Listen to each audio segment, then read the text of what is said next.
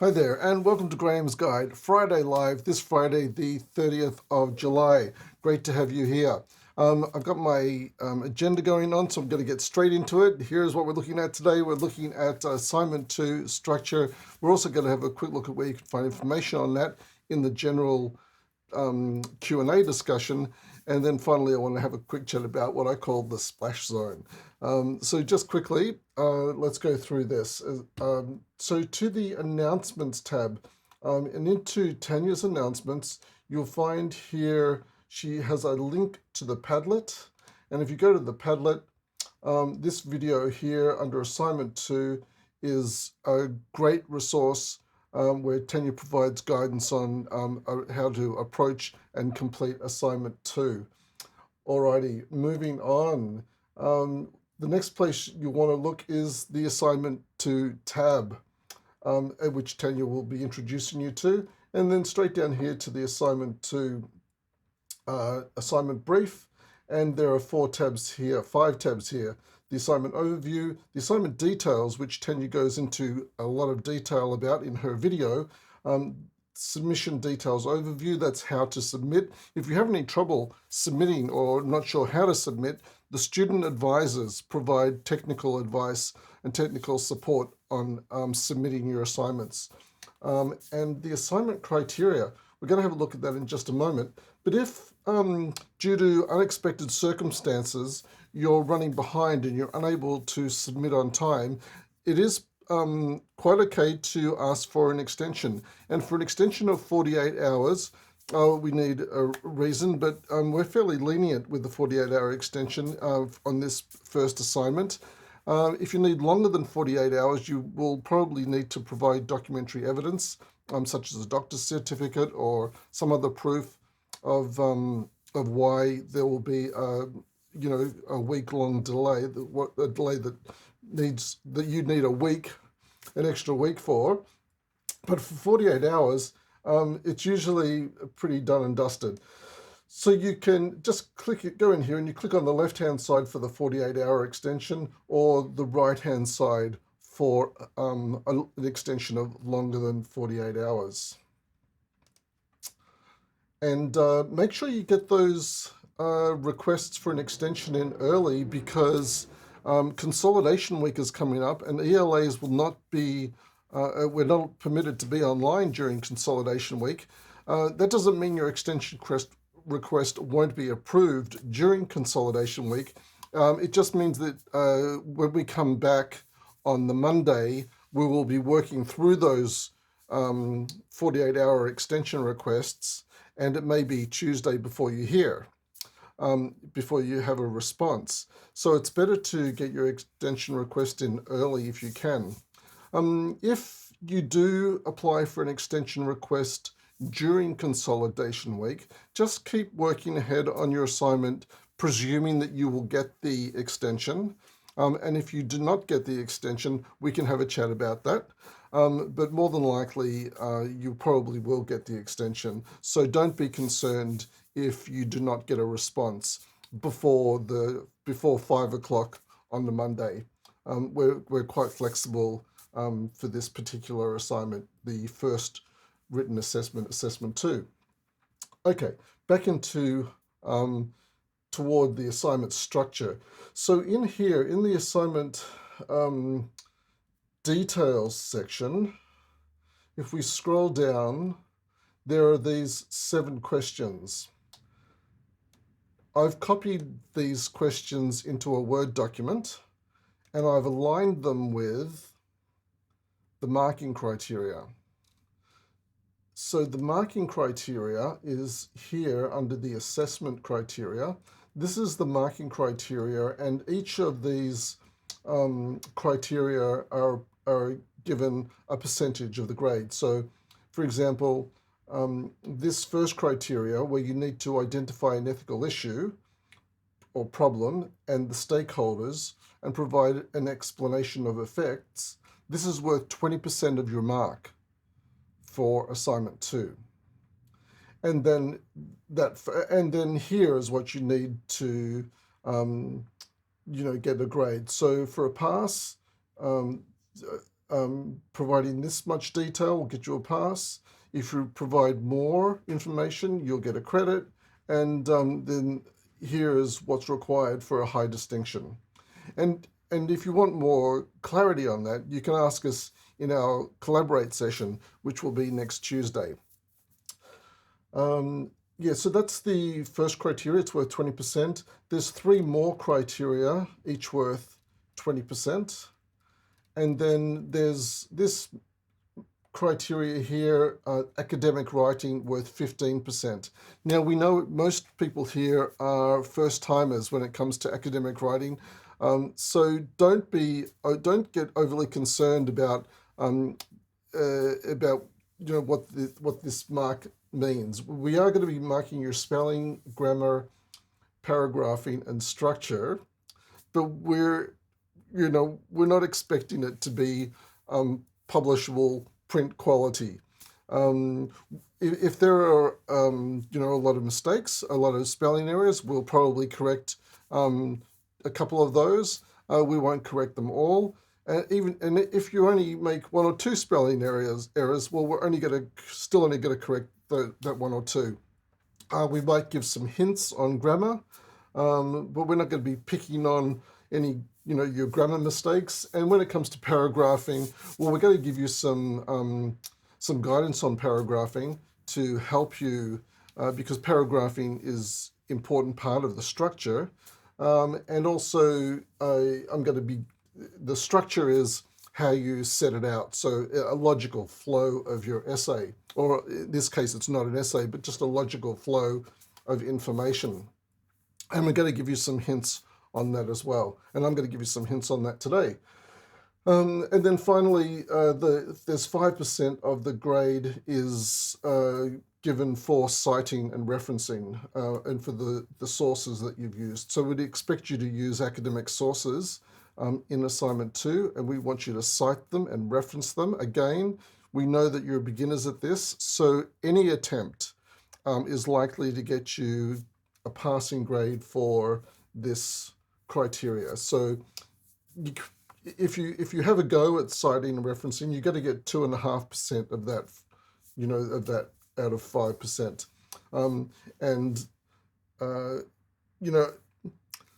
I wouldn't spend 2 or 3 hours perfecting your trying to perfect your referencing. It's not worth it for an extra 1 mark or 2 marks. Do the best you can, or at least have a go at the citing and referencing, but don't stress about it and don't spend hours trying to perfect it. Just have a go, and that will be greatly appreciated.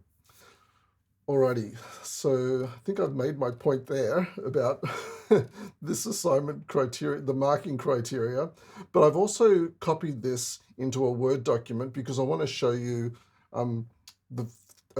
some guidance on how, or suggested structure.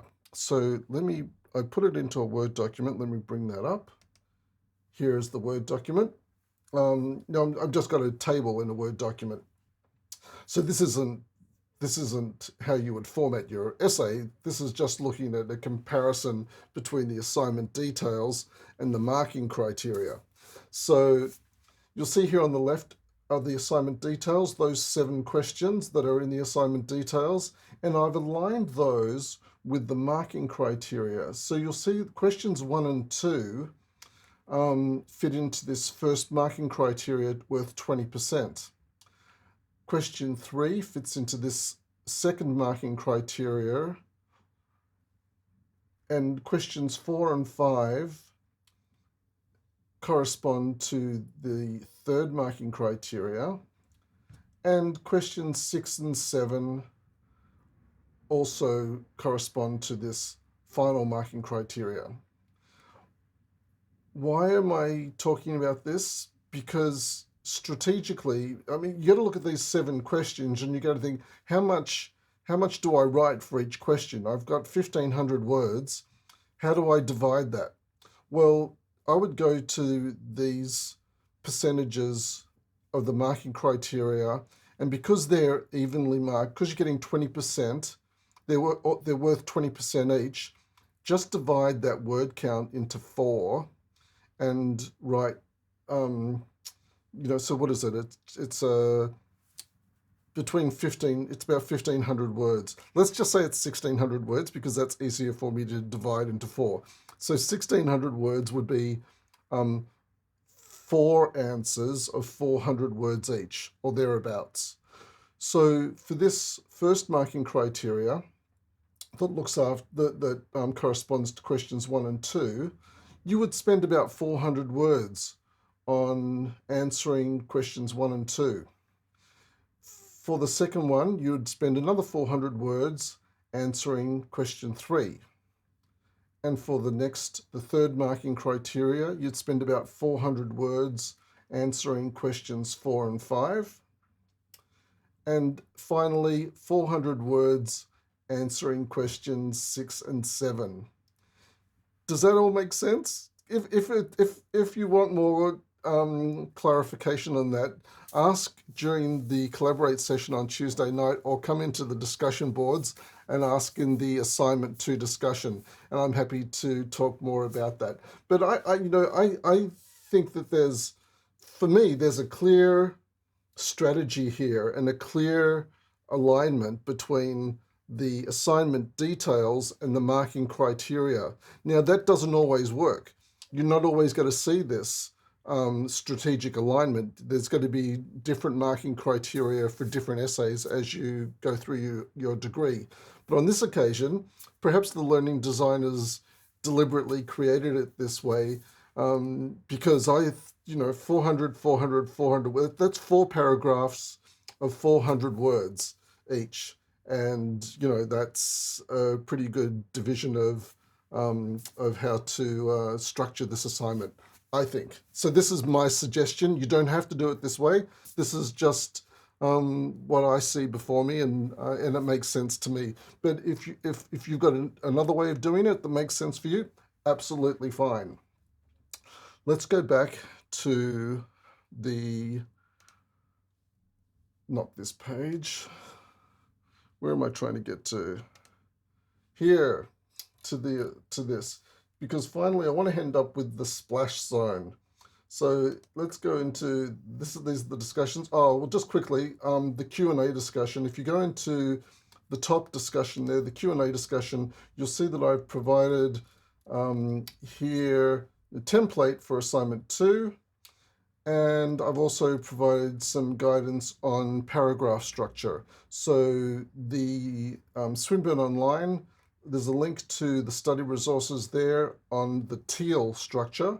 That's topic, evidence, explanation, and linking sentence, TEEL. And that's one method that you can use for paragraph structure. I've also provided my own method that I put together. I based this method on the methods that are used by many universities around the world. And this method I call the SPIEL method because it is based on subject, point, evidence, explanation, and link. And these methods might not make too much sense right now, but over time you'll become familiar with paragraph structure, and these methods will make more sense down the track. But anyway, there's 2 methods I've provided for you on formalizing your paragraph structure for this assignment 2, but you can also use this paragraph structure for your other academic assignments. Okay, and finally, the splash zone. So if you go to important updates, you'll see here I've provided just some writing about engaging in the discussions. And look, I know that there are some people who are hesitant about participating in the discussions because they see that other people have already posted, and they feel that those posts are, perhaps above or beyond what you might be capable of.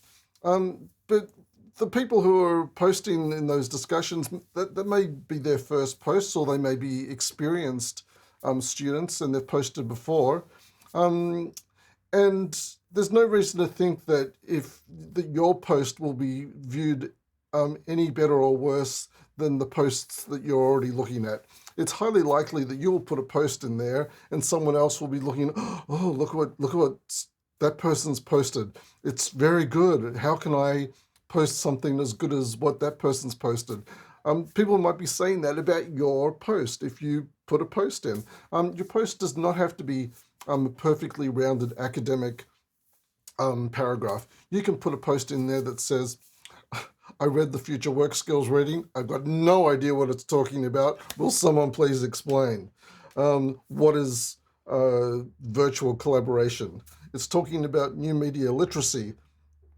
What's new media literacy? The discussions are not a formal space where everything has to be perfect. I'd encourage you to, and I have been encouraging people to add a citation and a reference in the discussion board posts if you feel comfortable. And that's really to help you, because the more often you do that, the more comfortable you will be with citing and referencing. But you don't have to cite and reference if you don't want to. Not at all. In fact, some posts may not even require, it may not be suitable to put a reference in. If you're asking a question about paragraphing, it's kind of hard to put a citation. If you're asking how do I write a good paragraph, well, that doesn't really require a citation or reference. You can just ask how many words in a paragraph, how many citations should I put in a paragraph. Feel free to ask any of those sort of questions. But this splash zone here, what I'm saying is, if anyone's been to a theme park, this splash zone is usually at the front seats. It's not a comfort zone, but it's where the most fun and adventure can occur. So consider moving into the discussion boards, engaging and posting. If that requires you to move out of your comfort zone into the splash zone, that might be good. That might be where the fun and adventure starts to happen for you. Look, I hope, I know I've talked a lot. I'm always talking a lot. But I look forward to giving you some guidance here on Friday Live. Hopefully you find it useful and practical.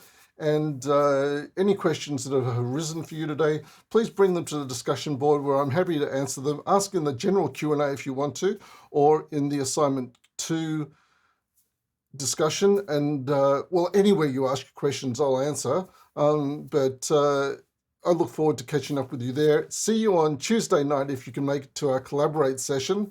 And if you can't make the Collaborate session, of course, you can watch the recording anytime from the next day onwards.